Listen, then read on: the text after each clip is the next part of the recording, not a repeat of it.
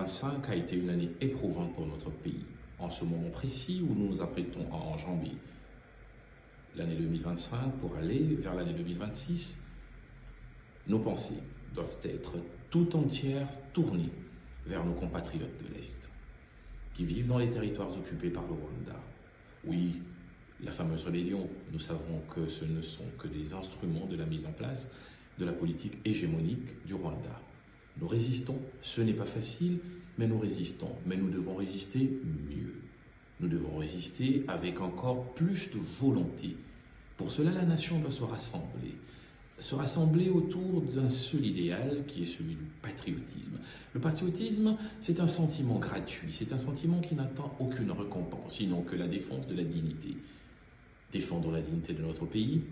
Apprenons à connaître notre adversaire c'est le Rwanda. Nous ne cesserons de le répéter, les Congolais, pour gagner cette guerre, doivent apprendre à connaître le Rwanda. Qui sont-ils? Comment fonctionnent-ils? Comment les neutraliser?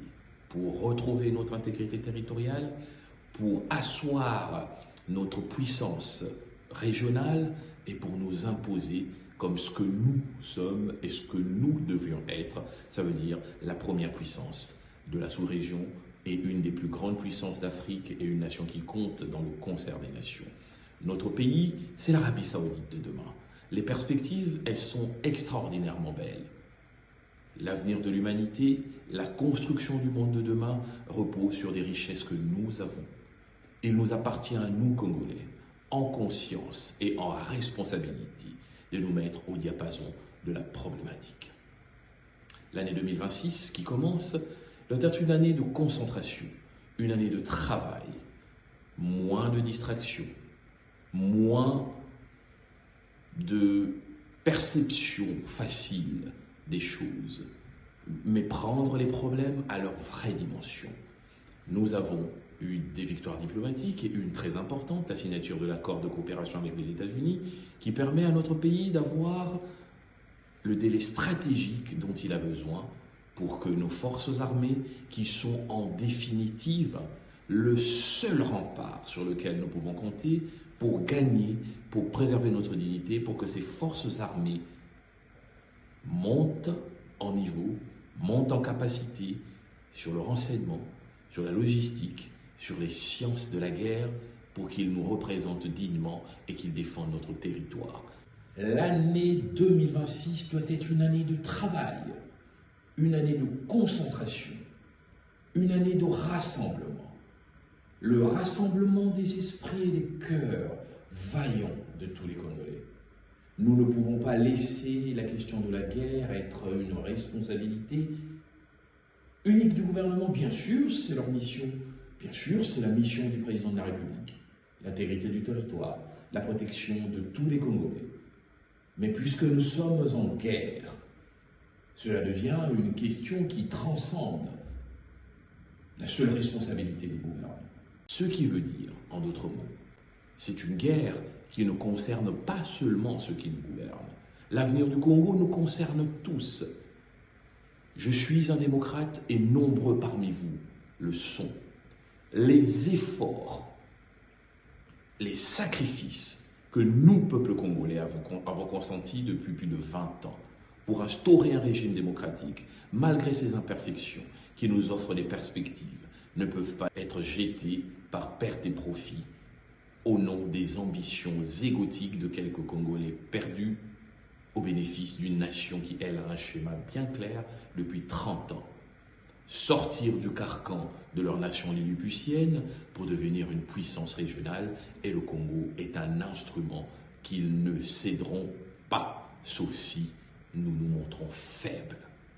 Chacun doit apporter sa pierre à l'édifice.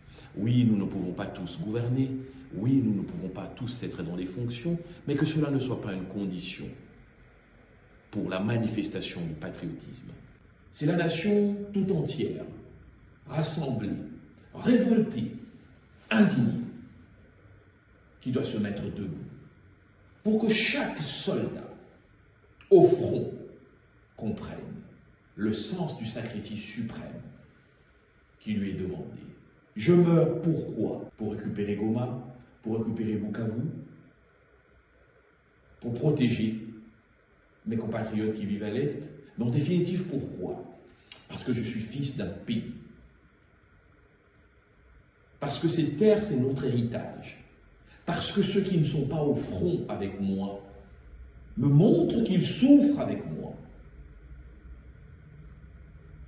Voilà quelle doit être l'attitude de chaque Congolais en cette année 2026 qui commence. Nous l'avons dit, le Congo, c'est l'Arabie Saoudite de demain. Le Congo, c'est le champion africain de demain. Le Congo, c'est la nation qui va s'asseoir avec les grandes nations du monde, qui ont besoin de ce Congo fort pour la construction de l'humanité de demain.